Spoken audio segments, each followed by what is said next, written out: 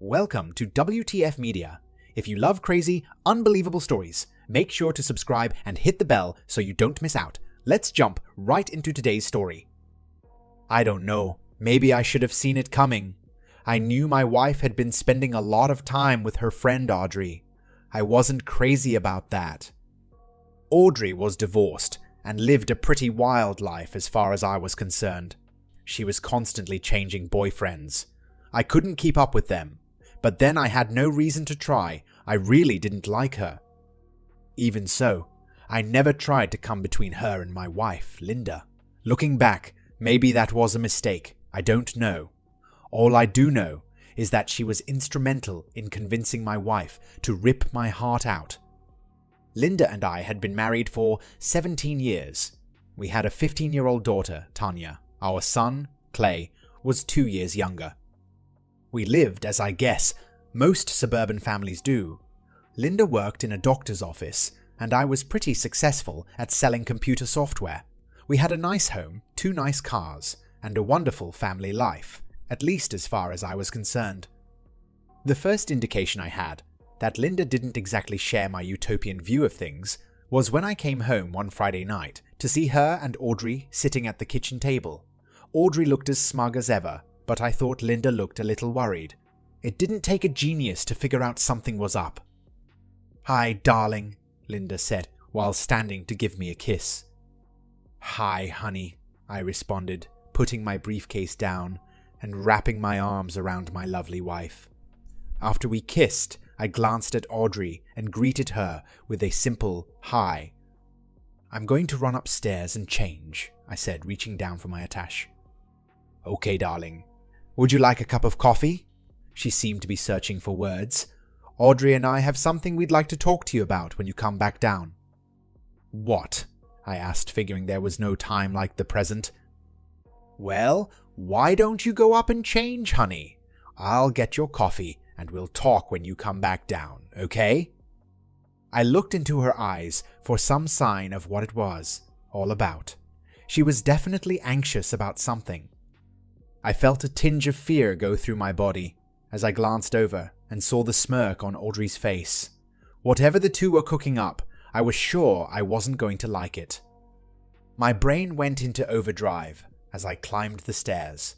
One by one, I thought of a dozen different possible scenarios of what I would face when I returned. None of them, however, prepared me for what actually happened.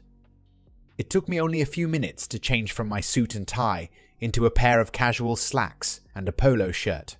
My coffee was sitting on the table in front of my chair when I walked back into the kitchen. Audrey was busily chatting away. It almost sounded like she was coaching my wife about something, but she was almost whispering, and I couldn't hear her that well. They didn't even notice me until I was on the other side of the table. I sat down, took a sip of coffee, and looked at them. Okay, what's going on? What's this all about? Linda was hesitant, and for a moment froze without saying a word until Audrey gave her a little prompt. "Go ahead," she told my wife. "He loves you. He'll understand." Linda lowered her eyes, as if she couldn't look me in the face. "Honey, you know I love you. Very much, so please don't take this the wrong way. Well, I want to go out on a few dates with Audrey. Not all the time," she blurted out, "just once in a while." I wasn't quite sure. I understood what she meant by dates. Whatever she meant, the answer was going to be no, but I couldn't believe she was actually talking about screwing other guys. I had to clarify. "Just what do you mean by dates? Are you talking about having sex with other men?" Well, my wife was trying to reply. Audrey broke in. "It doesn't mean she doesn't love you, Robert." I was going to cut her off by telling her I was talking to my wife, but decided to let her speak. I knew this wasn't my wife's idea. It had Audrey's name written all over it, but I wanted to see if I could figure out how the hell she got Linda to go along. She continued, "It's just sex. It doesn't mean anything. We were talking and she told me that besides you, she's only been with one other man in her whole life. That's ridiculous, Robert. I'm sure you've had a lot more women than that. She needs to get out and have a little fun." I looked back at my wife. "So, sex with me isn't fun?" Linda finally looked up at me. I tried to mask the pain in my face, but I don't think I was doing a very good job. "Honey, I didn't say that," responded Audrey, again heading Linda off. "But men have different ways of doing things. It's just variety, that's all. There are a lot of guys out there who love their wives enough to let them go out and have a little fun." "It doesn't mean anything, Robert. It's just sex. Hell, Linda and I discussed it and decided it was only fair to let you get a little on the side as well, if you wanted." I looked back at Linda. I'm not sure if it was fear or regret that I saw, but I think she was beginning to feel like this was a big mistake. "I see," I said flatly. I could feel tears building in my eyes, but was determined to hold them back. "Audrey, can you stick around for a little while?" "I want to discuss this more when I come back," I said, rising from my chair. "Sure," she replied with a triumphant look on her face. I'm sure she thought she had me. "Where are you going?" Linda asked, finally speaking again. "I'll be back in a little while," I responded, but not answering her question. I went into my home office and closed the door. Since I was a kid, I've always taken a no-nonsense approach to life. I don't mean I don't like to have fun. I can party with the best of them, and I have a great sense of humor. But when it comes to serious matters, I believe in facing them head on. I fought more tears as I sat down at my computer and started typing my response to Linda's proposal. "Dear Linda, I never thought I would be so hurt by the woman I have loved with all my heart for so many years. But when you informed me of your intentions to have sex outside of our marriage, you broke my heart. I know your friend, Audrey, is behind it, but your willingness to go along with her scheme has already damaged our relationship and our marriage.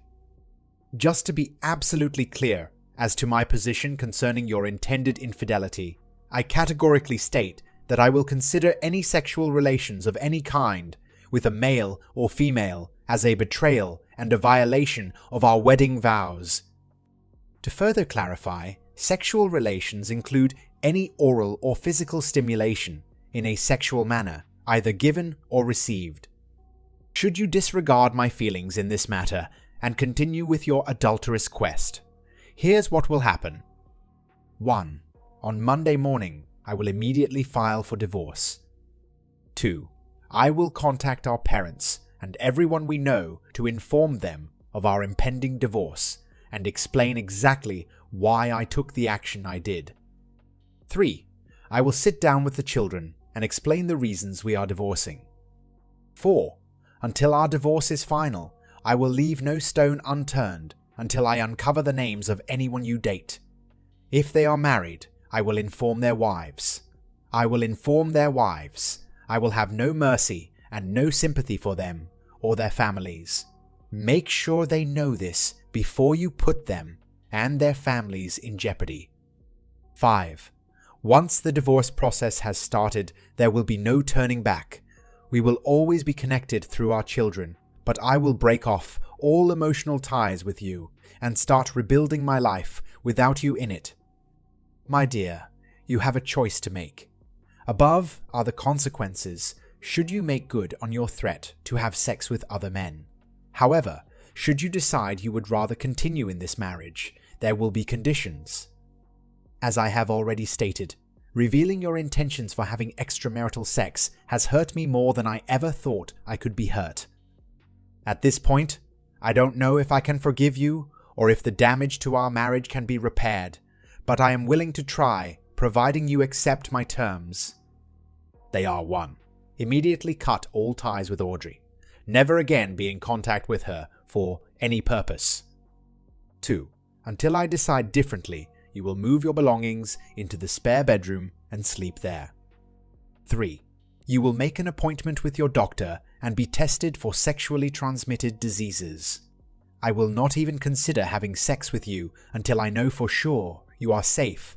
Should any results prove positive, I will immediately file for divorce. 4. Consent to putting a GPS in your car that I will access on a daily basis and answer any questions I might have as to your whereabouts without any negative attitude. 5. Agree to marriage counseling. If you concur with my demands, I will try my best to forgive you, but rebuilding my trust will take time and patience. What you must do now, my darling, is choose. I pray you to choose wisely. Hurt, but still with all my love, Robert. I put these people in the carbon copy. Audrey Simpson, Mr. and Mrs. Darrell Hoskins, Mr. and Mrs. Bryce Anderson, Mr. John Coulter, attorney at law. I could hear Linda and Audrey talking as I finished. I knew they moved from the kitchen to the couch in the living room. I wished I could hear what they were saying, but in the end, it really didn't matter. I had taken my stand and there would be no negotiations. I went into Mail Merge and addressed an envelope and a copy of the letter to my parents, Linda's parents, and our family attorney. I stuffed and sealed each envelope, respectively, and stamped them. I then made 2 more copies for the co-conspirators.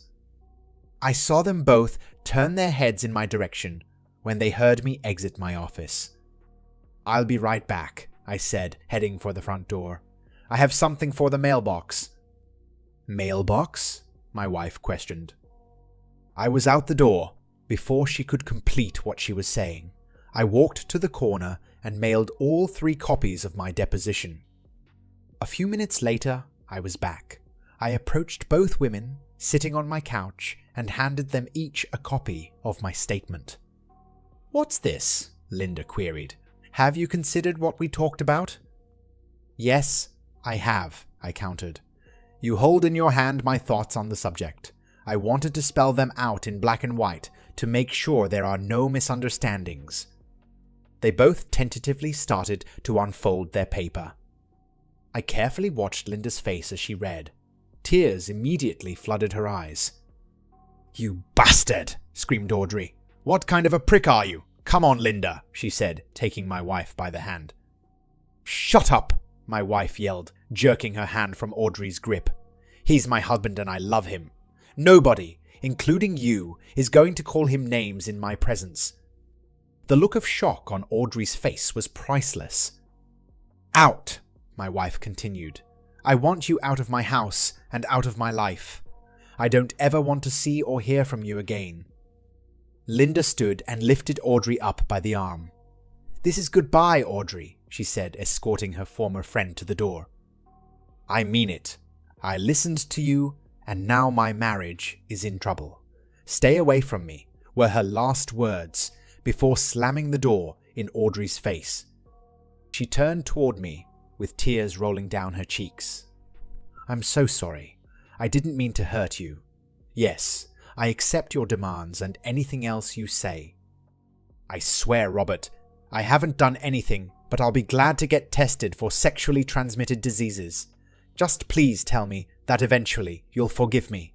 I know it will take time, but I love you. I don't want a divorce. Heavens, I can't even picture my life without you." "I said I'd try, Linda. I can't promise more than that right now, except for one thing. One slip, if I catch you trying to satisfy your curiosity by so much as standing in the same room with a naked person, it's over." "I know," she replied sadly. "I know it will take time to convince you, but I have no desire to ever be with anyone but you. I know now, I never really did." That night, I helped her move her clothes to the spare bedroom. For the time being, we simply told the kids we had a fight and were sleeping in different rooms until we cooled off. They were skeptical, I could see it in their faces, but cautiously accepted our explanation. The next day, I went out and bought a GPS for Linda's car. Without her knowledge, I also bought a recording device for the phones. It was a simple little gizmo. All you did was plug it into any phone jack. When a call was either placed or received from any phone in the house, it recorded both sides of the conversation.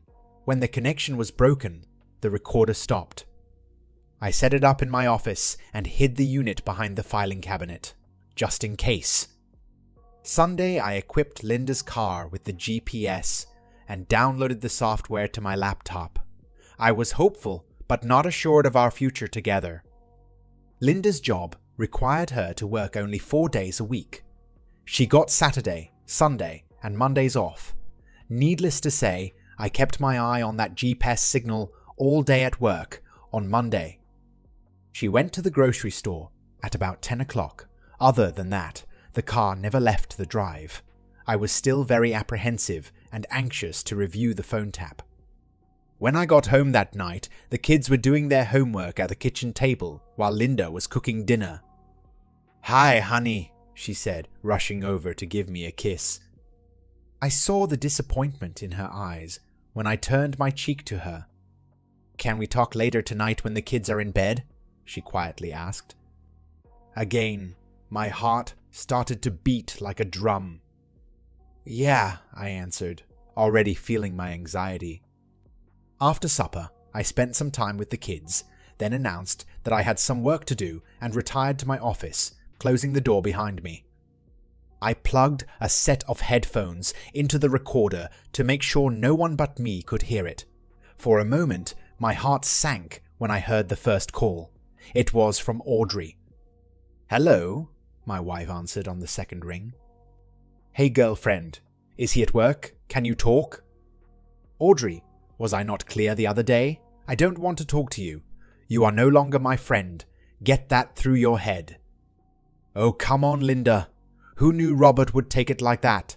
I had no intentions of ruining your marriage." "I don't care, Audrey. The first condition Robert had in his letter was that I drop you as a friend, and I'm not taking any chances on messing up. If you ever try to contact me again, I will tell everyone that you tried to sabotage my marriage. I mean it. I don't ever want to talk to you again." With that, the line went dead. My heart started beating again. Maybe there is a chance for us, I thought. The next call was from her parents. Wow, did she get it from them? "Hello," I heard Linda answer with a sigh. I think she thought it might be Audrey again. "Linda, I just got a very strange letter from Robert. What is this all about?" "Oh, hi, Mom. Yeah, I made a very big mistake." "Mistake? Did you really tell Robert you were going to have an affair?" "Well, not quite an affair. You know my friend Audrey. Well, she..." Before she could go on, she heard her dad's voice through the phone. "Who is that? Are you talking to Linda? Give me that phone. Hello?" "Hi, Dad," she answered with a shaky voice. "What the hell is wrong with you? Is this how we raised you? To cheat on your husband? How can you even think of such a thing? I'm ashamed of you. We're both ashamed of you." I could hear Linda sniveling as she tried to answer him. "I'm sorry, Dad. I'm so sorry. I know I've hurt you and Mom. I've certainly hurt Robert. I'm so sorry." I could hear her crying harder. Her dad heard her as well. It seemed to quell his anger a little. His voice was a little calmer when he spoke again. "I don't understand what got into you, girl. I sure as hell hope you told him you'd abide by those rules he put down." "Yes, Dad. I've already dropped Audrey as a friend. I told her I never wanted to talk to her again. I can't have the sexually transmitted diseases tests done where I work. I would be too embarrassed, but I'm going to call an out-of-town clinic and have it done there. I'm also going to be the best wife a man could ever want, Dad. I know how lucky I am to get a second chance. Believe me, I won't blow it." They continued to talk a little longer. Then her mother got on the phone again. By the time they were done, all three were bawling. The most enlightening call was from Linda to my mother. "Hi, Mom." "Linda, hi, honey. It's so good to hear from you. How is everything?" "Obviously, you haven't received Robert's letter yet." "Letter? No, is everything all right?" my mother inquired. "Well," Linda wanted to reply. "What is it, Linda?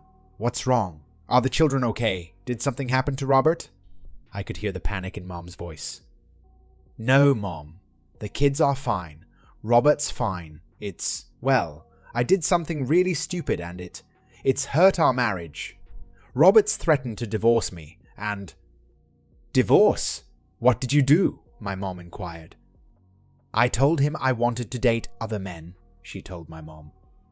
"What? Why would you say something like that?" I don't know, Mom. It was stupid. I let a friend of mine fill my head with a bunch of nonsense. She's single, and she's always going out with different guys. She's got all these stories about having sex with them. She says no two guys do it alike. Some are better than others, but everyone is different. She made it sound like I was missing out on so much fun all the time. She kept telling me I should get out there and experience what life had to offer. She said she could line me up with as many guys as I wanted. We could double date. She just kept talking, and like an idiot, after a while, I started to listen to her. Linda, you're married. She's single. That's a big difference, my mom replied. I know, my wife responded, but she introduced me to a friend of hers, a married friend. Her name was Betty. She said her husband let her go out with other guys all the time. She said he loved her so much he wanted her to have fun. After all, it was just sex. The two of them got together and tried to convince me Robert would do the same because he loved me. Inwardly, I knew he'd never go for it, but I kind of followed their lead. I never stopped to think how much it would hurt him. The pain in my mom's voice came through loud and clear. Oh, Linda, how could you? She sobbed. I'm sorry, Mom. I'm so sorry, Linda replied. What happened? Did he leave you? What about the kids? No, he didn't leave me. He gave me an ultimatum. Dump the girlfriend who talked me into it and give up any notion of sleeping with anyone else, or divorce. We're also going to go to a marriage counselor. He sent out a letter explaining our situation. It went to my mom and dad, you and Dad Anderson, and to our attorney. My mom and dad already got it, but I figured it'd take another day to get to you guys. You could hear my mom crying. Linda, I don't know what to say. I never thought you could be so cruel. I hope for your sake Robert loves you as much as I think he does. If I'd done something like that to Bryce, I would have been out on my arse in a hurry. I know, Mom. Now it was Linda who was crying again. I promise I'll never hurt him again. I came real close to losing him, but I'm going to show him how sorry I am every day for the rest of my life. Please forgive me. Listening to both of them crying was causing my own eyes to well up. At about 10 o'clock that night, we made sure the kids were in bed and then sat on the couch for our talk. I was still in the dark as to the nature of our little pow, wow, but I could see moisture already building in Linda's eyes as she started. I talked to our parents today. Mom and Dad got your letter. Boy, she said with a forced chuckle. Dad really let me have it. Actually, she said after a second thought, everyone pretty much let me have it. Your mom and dad hadn't received the letter yet, but I'm sure they'll get it tomorrow, so I called to kind of cushion the blow. Too bad I didn't think to do that for my own folks. Everybody's so hurt and disappointed in me. Why wouldn't they be? I'm disappointed in myself. I just want to say again how sorry I am. She wiped the tears from her eyes and continued. Also, now don't get mad, but I've got to tell you. Audrey called too. I guess she thought I was kidding when I said we were no longer friends. Anyway, I told her that if she ever called me again, I'd tell everyone how she tried to sabotage my marriage. She doesn't have many women. Friends and I don't think she's willing to take a chance of losing the few she has, so I doubt I'll hear from her again. Even though I knew all about them, I was glad she told me about the calls. I took her hand, smiled, and thanked her for being honest with me. The following week, Linda went in for her sexually transmitted disease tests. To tell you the truth, I never really believed she had actually cheated on me. If she had, I don't think Audrey would have been able to keep from rubbing my nose in it. She would have most certainly spilled the beans. I know HIV can hide in the body for years before showing up, but all the other tests were negative, so after 3 months, I finally let Linda back into our bed. At first, our lovemaking was awkward, but Linda was relentless and worked hard to regain what we once had.